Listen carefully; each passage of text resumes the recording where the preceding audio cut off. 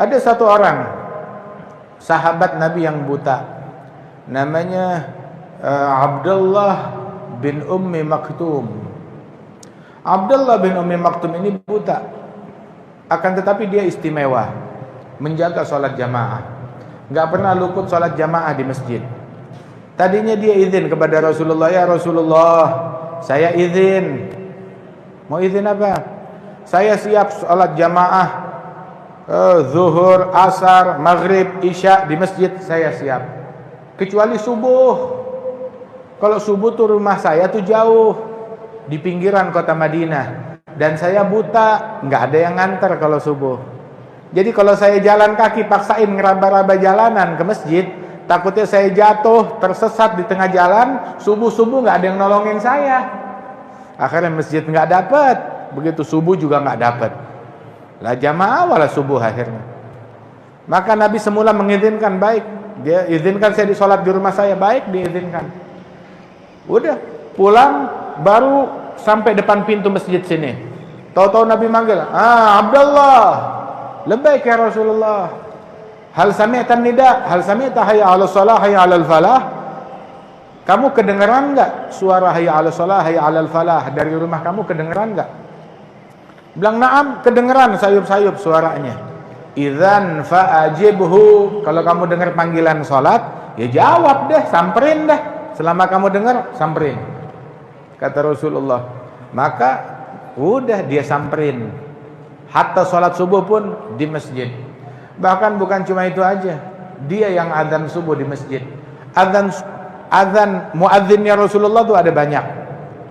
Nah, yang bagian tugas adzan subuh tuh ada dua orang. Satu Bilal, satu Abdullah bin Ummi Maktum, sahabat Nabi yang buta ini. Kalau Bilal itu adzannya, sering adzannya itu sebelum subuh. Kalau kita bahasanya adzan awal, atau menandakan udah dekat imsak. Nabi bilang kalau Bilal adzan masih boleh makan. Kenapa? Sebab adzannya sebelum subuh, menjelang imsak. Udah jaga deh, waspada. Tetapi kalau udah Abdullah bin Ummi Maktum yang azan, itu udah nggak boleh makan. Itu berarti udah subuh. Sebab Abdullah bin Ummi Maktum walaupun dia buta, dia punya keistimewaan. Keistimewaan beliau adalah beliau bisa mencium aroma subuh. Jadi subuh bukan cuma dengan dilihat oleh mata doang, tetapi ada aromanya. Dan Abdullah bin Ummi Maktum bisa mencium aroma subuh.